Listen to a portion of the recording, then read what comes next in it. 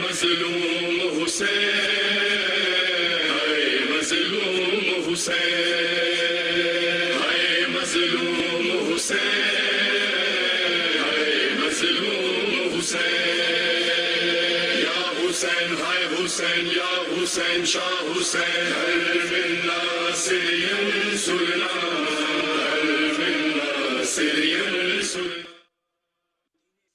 بالله من الشيطان الرجيم. بسم الله الرحمن الرحيم. الحمد لله رب العالمين، الصلاة والسلام على أشرف الأنبياء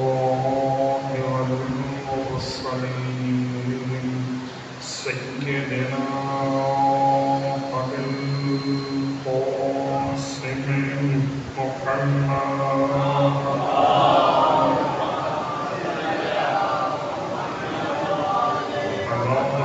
الطيبين الطاهرين واللعنة الدائمة على أعدائهم أجمعين. فقد قال الله تبارك وتعالى في كلامه الحميد. بسم الله الرحمن الرحيم. قال الرحمن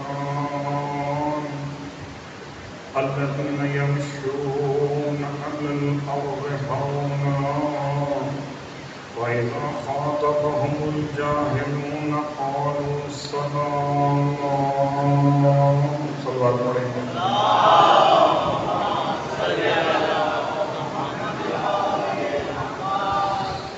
تمام تعریفیں اس خدائے بزرگ و برتر کے لیے جو شہیدوں کا پروردگار ہے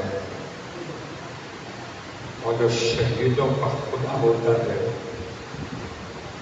وہ کبھی شہیدوں کے قاتلوں سے محبت نہیں کرتا. اور تمام ہدیہ درود و سلام شہیدوں کے سید و سردار، ان کے آباء و اجداد اور ان کی اولاد سے جبین و طاہرین کے لیے. الحمدللہ الذی جعلنا من المتمسکین بالقرآن العظیم وجعلنا من المتمسکین بولایت علی بن ابی طالب.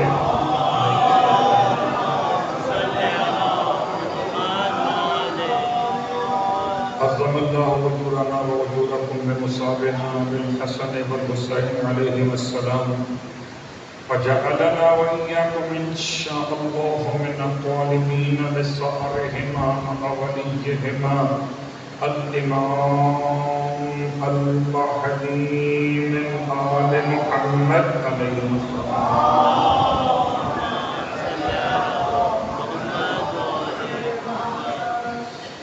اما بعد، شکر خدائے مشتبہ کے ساتھ کیا پھر زندگی نصیب ہوئی برائے ذکر مشتبہ. اور یقیناً کریم اہل بیت کا کرم ہے کہ قوت گویائی نصیب ہو رہی ہے. تو کل آپ کی خدمت میں جو نامکمل بات چھوڑ کر گیا تھا اسی سے بات کا آغاز کرنا چاہوں گا کہ جہاں پروردگار کے نمائندہ برحق امیر المؤمنین علی بن ابی طالب علیہ السلام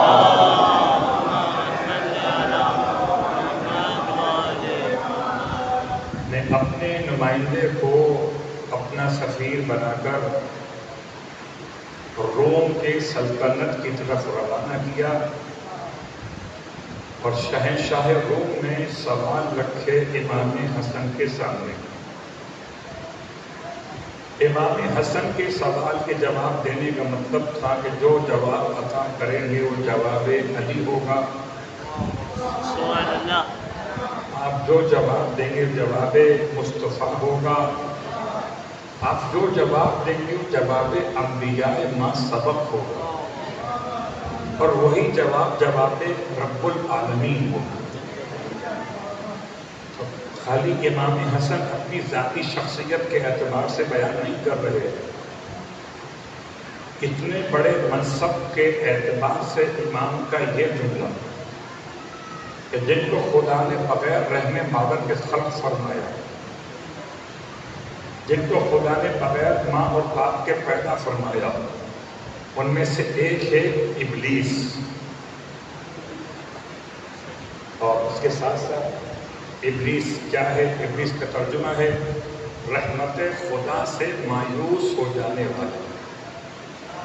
تو جو جب بھی کبھی کہیں رحمت خدا سے مایوس ہو، سمجھو اسی دور کا ابلیس ہے، کیونکہ ہر دور میں ابلیس اپنے اپنے طور پر رہتے تھے، لیکن یہاں مراد وہ ابلیس ہے کہ جس کو آدم علیہ السلام سے پہلے اللہ نے خلق فرمایا۔ جملہ یاد رکھیے گا کہ اس سرزمین پر انسان نہیں بستے تھے، انسانوں سے پہلے جن رہتے تھے، انسانوں کے ساتھ بھی جن رہتے تھے، انسانوں سے پہلے جن رہتے تھے۔ اور جب جنوں کے قبیلوں نے آپس میں ہنگامہ فتنہ و فساد کیا تو خدا نے ملائکہ کی فوج کو بھیج کر ملائکہ کے لشکر کو اتار کر تمام شر پسندوں کو ختم کروا دیا۔ اس صفائی اجنہ میں ایک جن ایسا تھا جو شریر بن گیا اور اسے اس کی شرافت کے اعتبار سے خدا نے ایک اور موقع دیا اور اپ گریڈ کر دیا۔ پہلے زمین پہ رہتا تھا، پھر آسمانوں میں رہنے لگا، اور ایسے رہنے لگا کہ فرشتوں میں اور ابلیس میں کوئی فرق معلوم نہیں ہوتا تھا، دونوں کے سجدے برابر سے ہوتے تھے۔ سمجھ میں نہیں آتا تھا کون ان میں شیطان ہے اور کون بندہ رحمان ہے۔ راز جب کھلا جب آدم کے سجدے کا حکم ملا، ایک بات تو واضح ہو گئی کہ اگر منصب ہدایت میں عمر کی قید ہوتی تو شیطان حضرت آدم سے بہت بڑا تھا، اسے خلافت الہیہ مل جاتی۔ نہ کبھی ماضی میں ایسا ہوا کہ خلافت ملی ہو عمر کو دیکھ کر، تو کیسے ممکن ہے کہ آج مل جائے عمر کو دیکھ کر؟ شیطان بغیر ماں اور باپ کے پیدا ہوا، اور اس کے ساتھ ساتھ اگر آپ کے ذہن میں سوال آ بھی رہا ہو تو یاد رکھیے، خدا اگر انسانوں میں آدم علیہ السلام کو بغیر ماں اور باپ کے پیدا کر سکتا ہے، وہی خدا قوم جن میں اس شخص کو، شخص مخصوص کو، اس کا نام بعض نے عزازیل لکھا، ابلیس کا نام، اس کو خدا بند عالم بغیر ماں اور باپ کے پیدا کر سکتا ہے۔ اور یہ جواب دیا ہے امام حسن مجتبیٰ علیہ السلام۔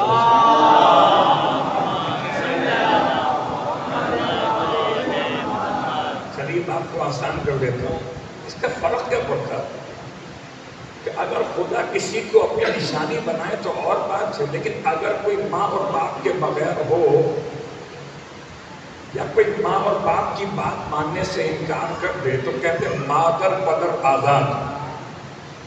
تو شیطان ہے مادر پدر آزاد، نہ اسے اپنے باپ کی پرواہ ہے نہ اسے اپنی ماں کی پرواہ ہے، نہ باپ ہے نہ ماں ہے۔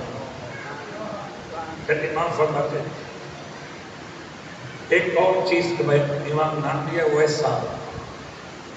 ابھی سانپ سے مراد کیا ہے وہ الگ موضوع، جب سانپ کی بات آئی تو بہت سارے سوال ذہن میں آ جاتے ہیں۔ البتہ اس سوالوں کے جواب کے بعد روم کے شہنشاہ نے انعامات دے کر امام حسن کو روانہ کیا، یہ خط لکھا امیر المومنین کے نام کہ آپ برحق ہیں، آپ خلیفہ رسول خدا برحق ہیں، جو آپ سے مخاصمت کرے وہ حق پر نہیں باطل پر ہے۔ تو اگر فیصلہ کروانا ہو تو کسی عیسائی کو بلا لو، سلوات پڑھے محمد۔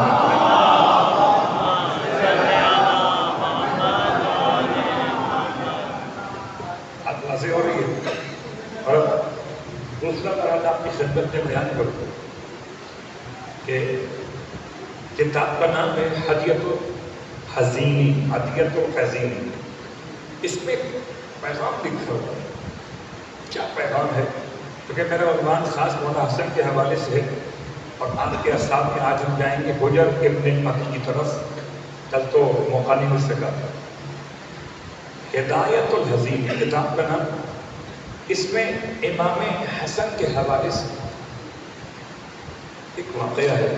میں چاہوں گا پورا پڑھوں تاکہ اس کی باریکیاں سمجھ میں. چلو آپ پڑھیں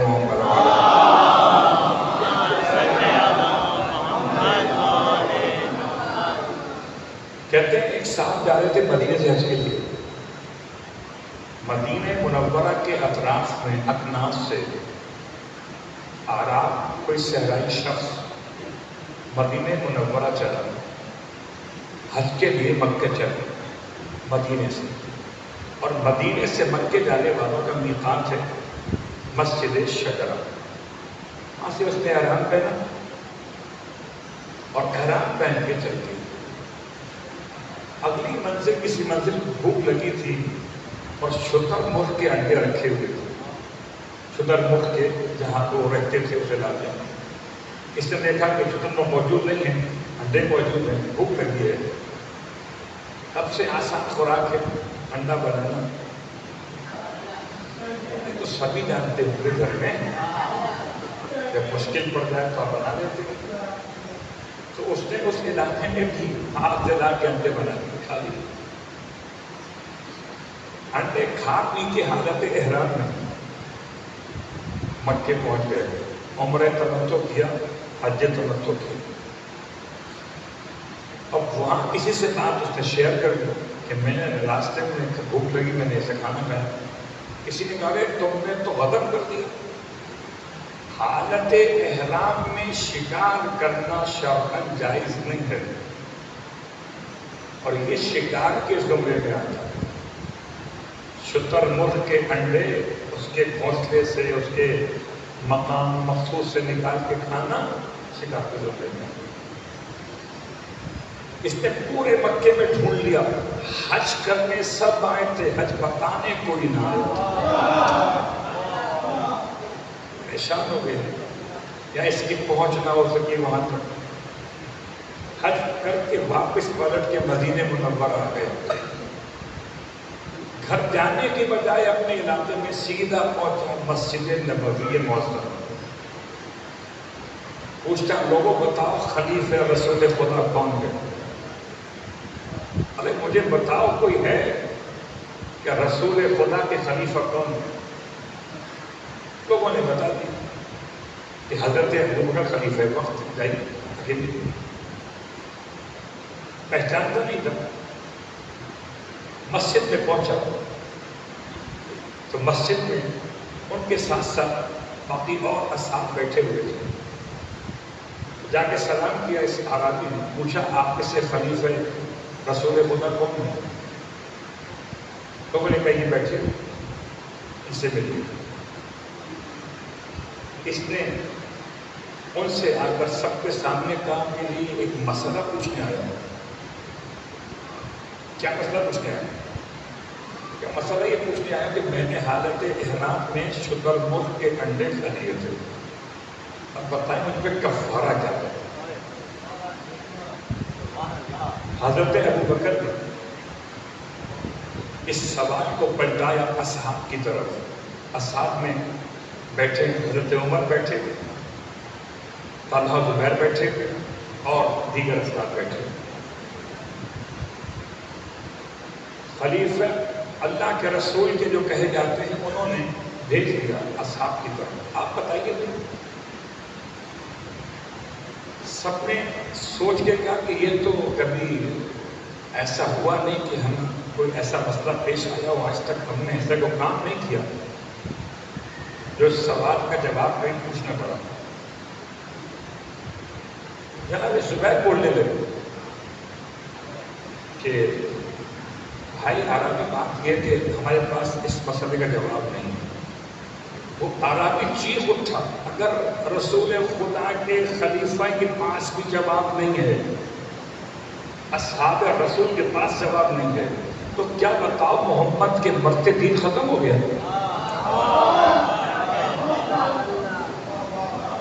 کیا پیغمبر کے جانے کے بعد دین ختم ہو گیا؟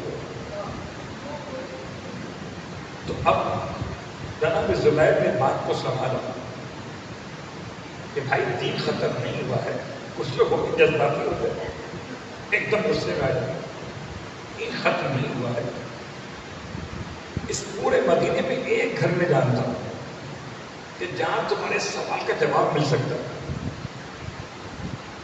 کیا بھائی تو مجھے مانے چلو,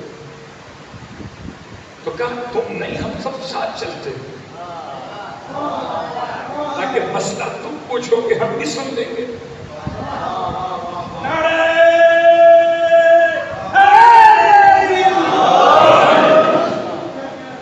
تمہارا مسئلہ حل ہو جائے گا, ہمارے علم میں اضافہ ہو جائے گا. بہت غور کیجیے گا. اب اگر مشکل وقت میں تو رجوع کرے خلیفہ اول کے دور میں بھی علی کی طرف, تو خلیفہ کون ہوا؟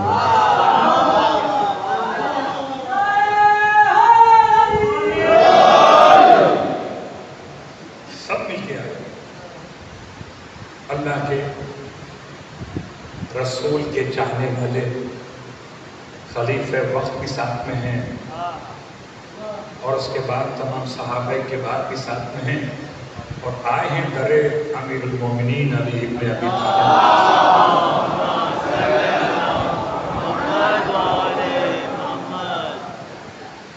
امام نے ان کو ویلکم کیا, آئیے تشریف لائیے. کیسے آنا ہوا اس عربی کا مسئلہ ہے. زبیر کبیر سے پوچھ لو, یہ بتائیں گے آپ. عربی نے پوچھا میرا مسئلہ ہے آپ بتائیں گے؟ امام فرماتے ہیں میرے بیٹے حسن سے پوچھو. آپ کو اندازہ ہے کہ اس عربی کا حال کیا ہوا ہوگا؟ وہ چیخ پڑا, ارے کیا تماشا لگا دیا, کوئی وہاں بھیجتا ہے, کوئی وہاں بھیجتا ہے, کوئی یہاں بھیجتا ہے. اس سے بچے سے پوچھو. ارے جب بزرگ صحابی نہ بتا سکے تو یہ بچہ کیا بتائے گا؟ امام فرماتے ہیں گھبراؤ مت, یہ تمہیں بتا دے گا, پوچھ کے تو دیکھو. عجیب بات ہے, مولا خود بتا دیتے تو کیا چلا جاتا. مولا نے حسن کی طرف پلٹا کے بتایا کہ صرف مجھے ہی خلیفہ نہ سمجھنا, یہ بھی خلیفہ ہے.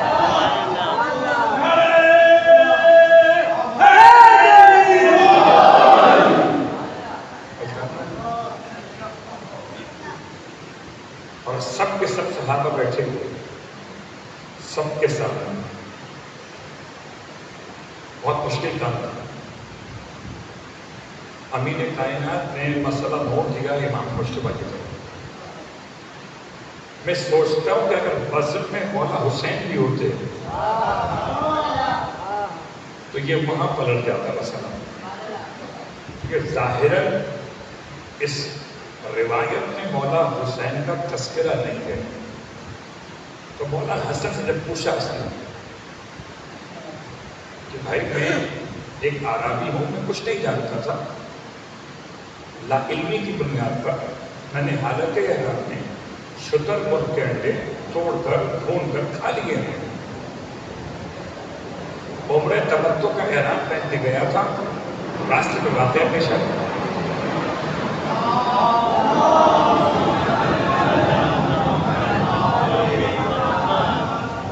یوم فضائیہ تو ہے, آواز تو آئی, مشکل نہیں ہے. اگر آپ فضاؤں میں رہیے گا, ولایت کی فضاؤں میں.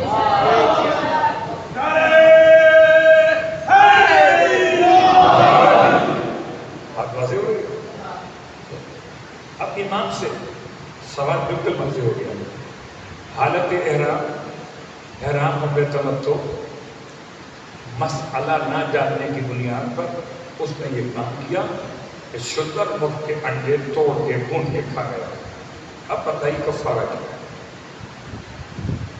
امام ارشاد فرماتے ہیں کہ یہ تو یاد ہوگا کتنے انڈے کھائے تھے. کچھ ہوتے ہیں جنہیں یہ بھی یاد نہیں ہوتا.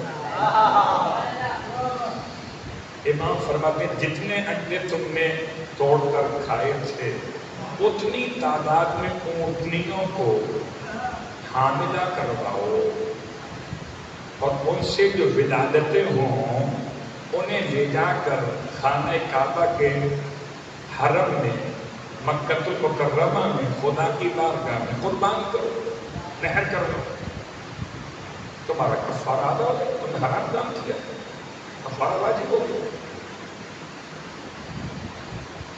یہ جملہ آسان نہیں ہے جملہ، جو لوگ حج کر چکے ہیں اندازہ ہوگا کہ یہ بڑا پینفل مسئلہ ہے۔ دن اور رات لوگ سونے نہیں دیتے۔ چلیے مثال آسان کرتا ہوں، رؤیت ہلال کے مسئلے پر جیسے عید کے چاند کے لیے لوگ ہمیں سونے نہیں دیتے، کسی کو مل گیا تو مشکل، کسی کو چاند کا حوالہ نہ ملا تو مشکل، ایسا لگتا ہے جیسے ہم نے ہی لکھا۔ صلوات پڑھے محمد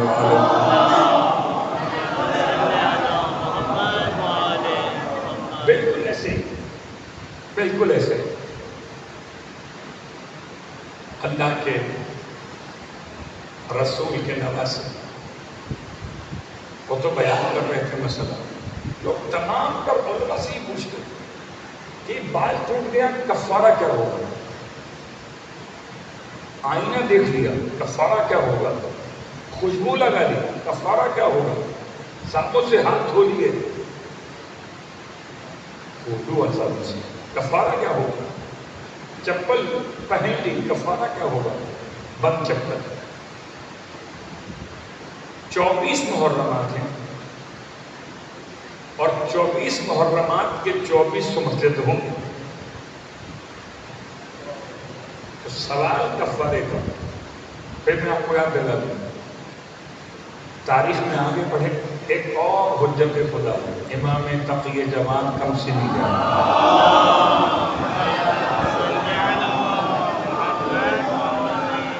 ان سے سوال کیا تھا ایک بزرگ نے، کم سے پوچھا، بزرگ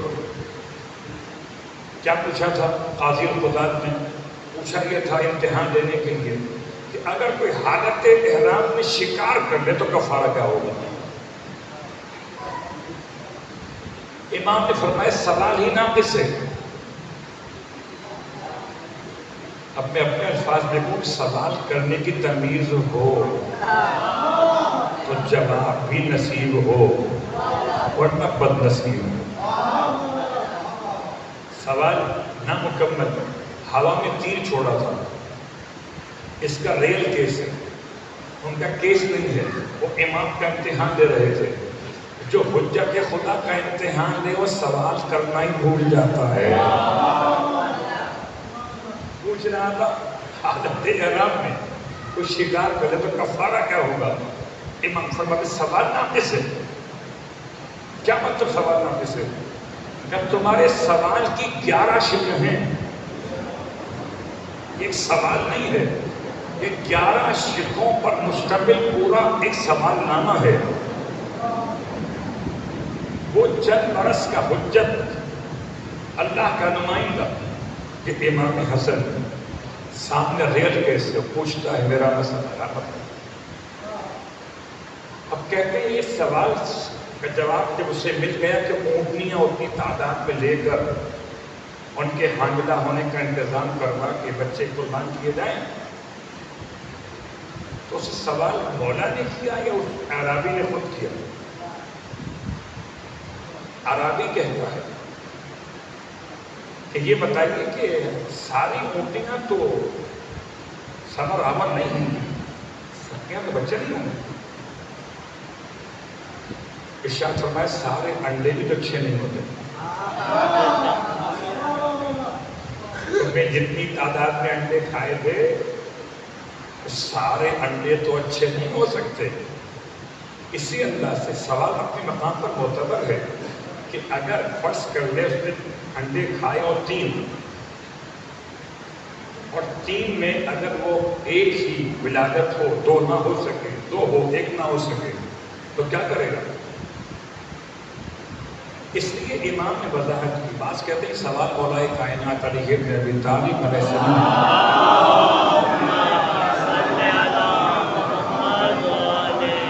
کہ بیٹا حسن یہ تو بتا، اگر کسی اونٹنی کا حمل ثابت ہو جائے تو کیا کرے گا؟ ادب سے فرماتے بابا اس طرح ہر ایک انڈے سے پرندہ نکلنا ممکن نہیں ہوتا، کبھی نکلتا ہے کبھی نہیں نکلتا، اسی اعتبار سے اسی حکمت کے لحاظ سے یہ اتنی تعداد لے گا چاہے بچے جتنے بھی خدا اونٹنیوں کو آتا ہے۔ اور اب بڑی تیزی کے ساتھ بات مکمل کر رہا ہوں۔ آدمی خوش ہو گئے اور یہ کہتا ہوا چلا کہ اگر علم چاہیے تو آل محمد کے در پہ آئیں گے، اور ایسا کہتا ہوا چلا کہ سب سننے والے سن رہے تھے، علم میں سب کے اضافہ ہوا۔ تو میرا مولا کل بھی بلا فصل تھا اور آج بھی بلا فصل ہے، یہ سب صحابہ کرام کے نزدیک تھا۔ صلوات پڑھے محمد۔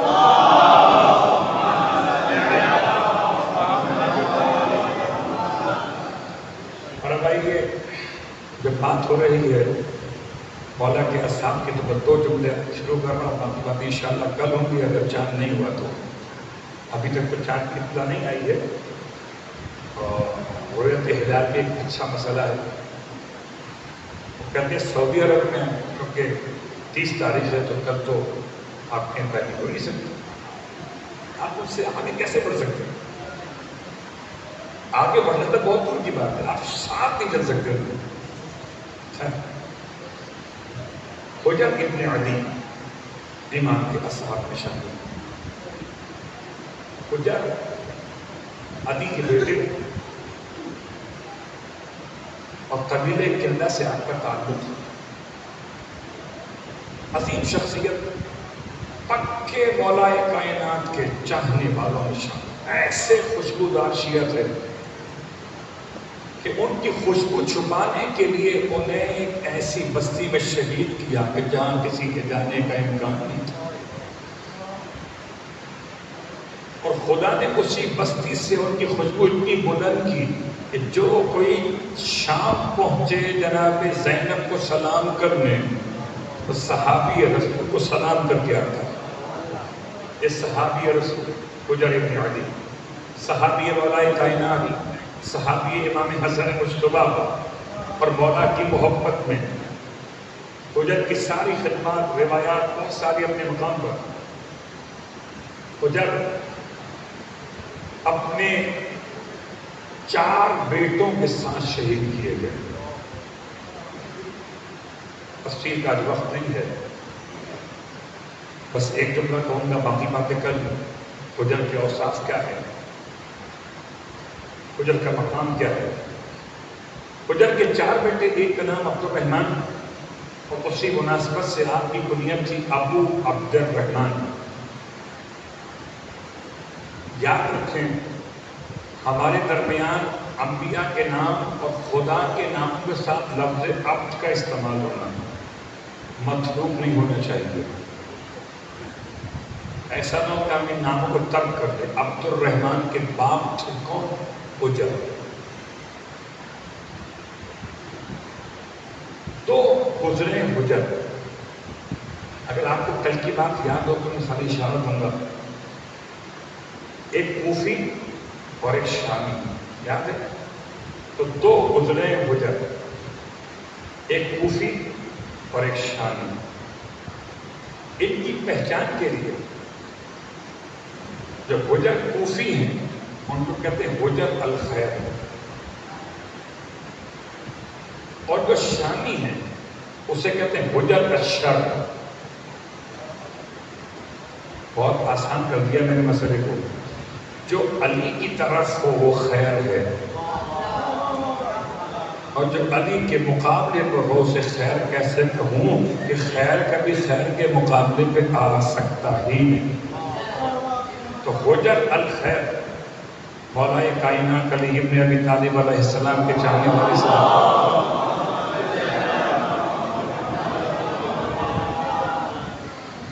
حجر اتنے صاحب تقویٰ، صاحب مستجاب الطاعات تھے، اور حجر نے بستی کے مرج العذراء میں اسلام پہنچایا۔ سب سے پہلا مؤذن حجر ابن ابی الکندی، شام کے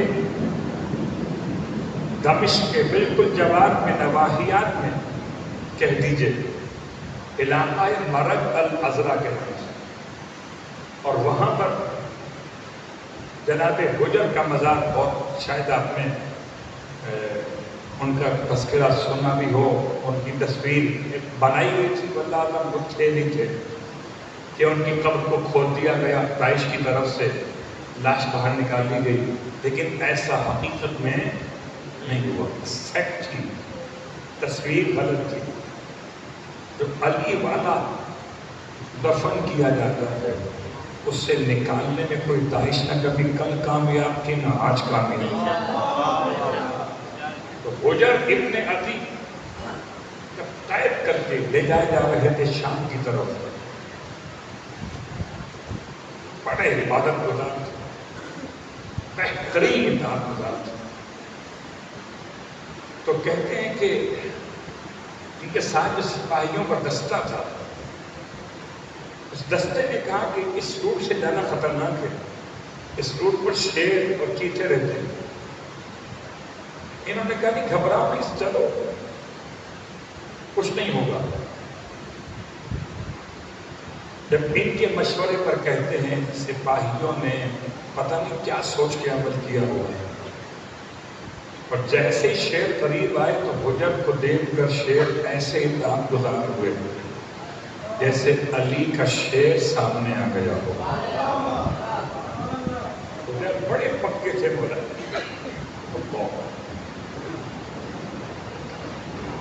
آپ کے ساتھ دوران سفر ضرورت پیش آئی پانی کی، طہارت کرنے کے، ان سے پانی مانگا، تلوار پڑھ رہے ہوں،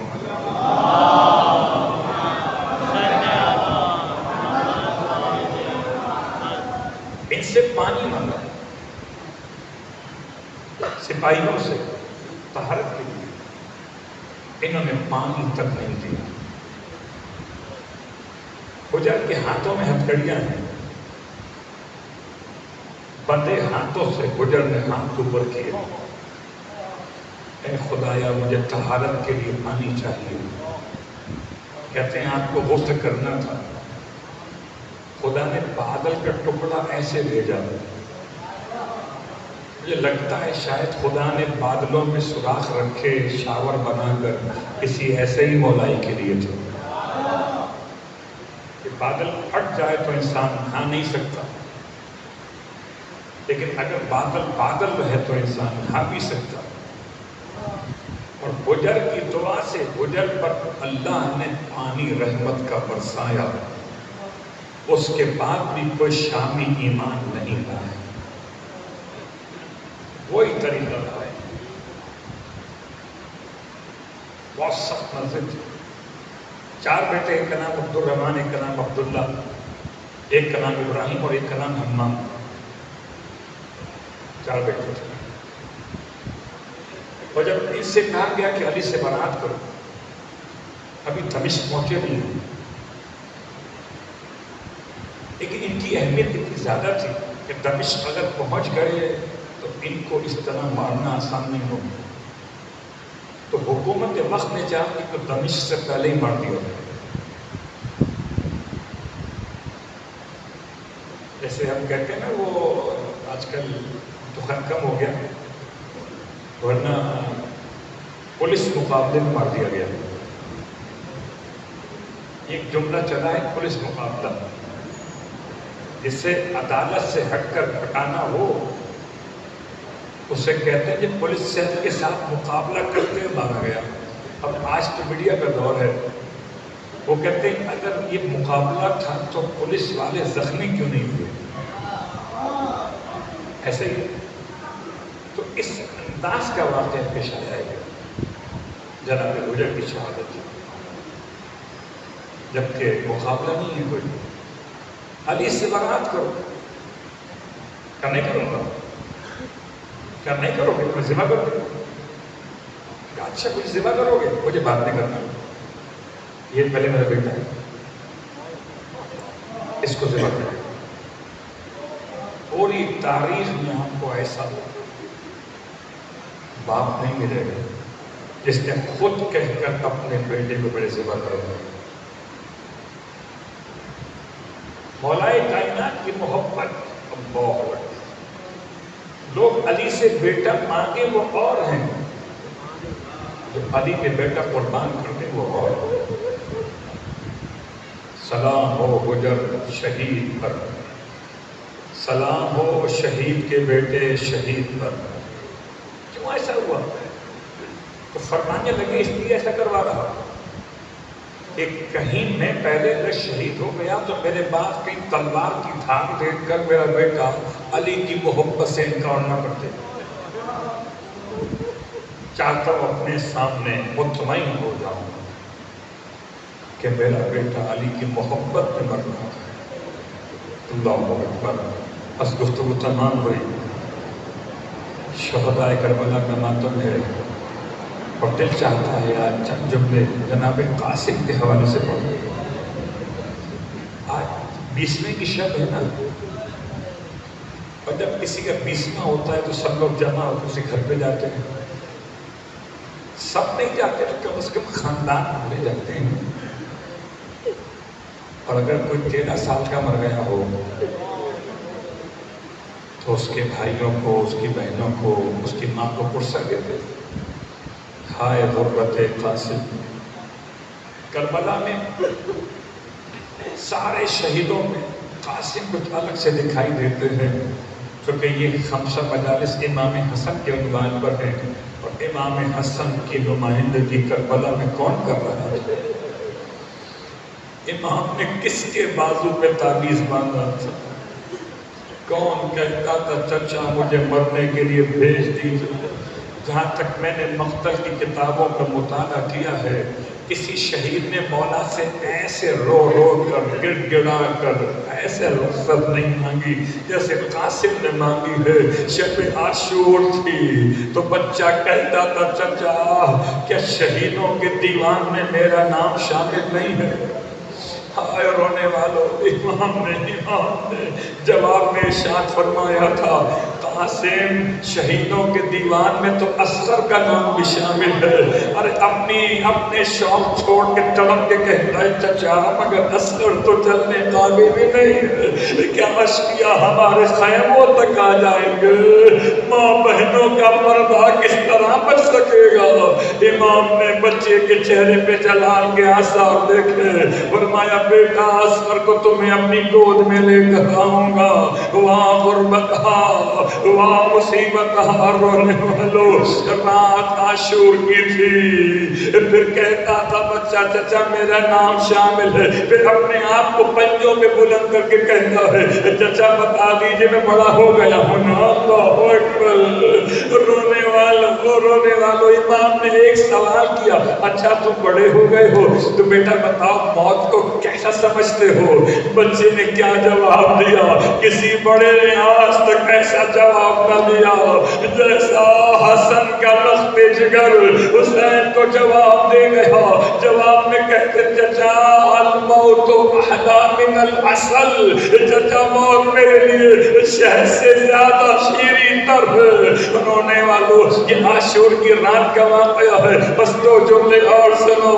آپ نے گریہ کیا، امام حسن کی مجلسوں میں آئے ہو، باپ کو بیٹے کا پرسہ دو گے اور بیٹے کو باپ کا پرسہ دو گے۔ ایک ایام عزائے امام حسن قریب ہے، واہ غربتا۔ یہ بچہ 3 سال کا تھا جب اس کا باپ شہید ہوا، اپنے بابا کے ہونٹوں سے خون صاف کرتا تھا۔ یہ 13 سال کا تھا جب چچا نے بھتیجے کی لاش کو اٹھایا، لیکن ایسے اٹھایا کہ بعض علماء کہتے ہیں لیکن نہ اٹھا سکے گودی میں، نہ لٹا سکے زلجنا پر، ابا کے دامن کو بچھا کے سمیٹ لیا، لے کے چلے جانب خیمہ۔ آواز دی بھابھی آئی، قاسم آ گیا۔ حیران ہے، قاسم دکھائی کہیں دیتا نہیں۔ امام نے ابا کے دامن سے قاسم کو جب زمین پہ لٹایا، ارے جسم اتنا خستہ تھا